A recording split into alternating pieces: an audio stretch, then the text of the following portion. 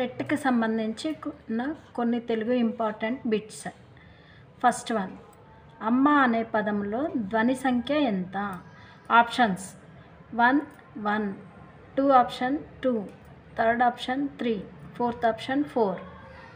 ఇందులో answer is 3. మూడు ధ్వని సంఖ్య.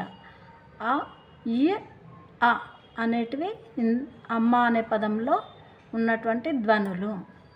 సెకండ్ క్వశ్చన్, పుస్తకం అనే పదంలో విభక్తి ఏమిటి? ఆప్షన్స్ ఫస్ట్ వన్ చతుర్థి విభక్తి, సెకండ్ వన్ ప్రథమా విభక్తి, థర్డ్ వన్ ద్వితీయ విభక్తి, ఫోర్త్ వన్ షష్ఠీ విభక్తి. ఆన్సర్ ఇస్ షష్ఠీ విభక్తి. పుస్తకము అనే పదం షష్ఠీ విభక్తికి చెందినది. థర్డ్ క్వశ్చన్, క్రింది వాటిలో ఏది సమాస పదం? ఆప్షన్స్ ఫస్ట్ వన్ మనిషి, సెకండ్ వన్ గోధుమ పిండి, థర్డ్ వన్ పుస్తకం, ఫోర్త్ వన్ ఇల్లు. ఆన్సర్ ఈజ్ ద గోధుమ పిండి. కరెక్ట్ ఆన్సర్ ఈజ్ గోధుమ పిండి. గోధుమ పిండి అనేది సమాస పదంగా విడదీయడానికి అనుకూలంగా ఉన్నది. ఫోర్త్ వన్, పఠించు అనే క్రియ పదం ఏ కాలంలో ఉంది? ఇక్కడ ఆప్షన్స్ ఫస్ట్ వన్ భవిష్యత్ కాలం, సెకండ్ వన్ వర్తమాన కాలం, థర్డ్ వన్ భూతకాలం, ఫోర్త్ వన్ ఆజ్ఞార్థక రూపం. కరెక్ట్ ఆన్సర్ ఈజ్ వర్తమాన కాలము. ఇక్కడ కాలాలు మనకు ఎన్ని ఉన్నాయి?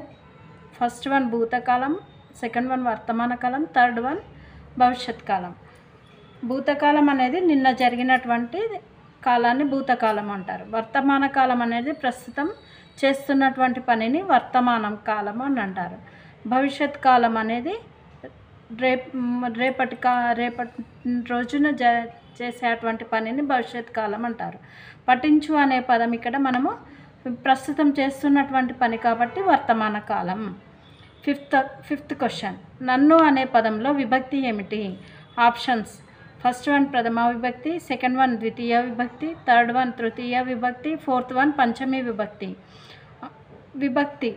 ఈ ఆన్సర్ కరెక్ట్ ఆన్సర్ ఇస్ ద్వితీయ విభక్తి.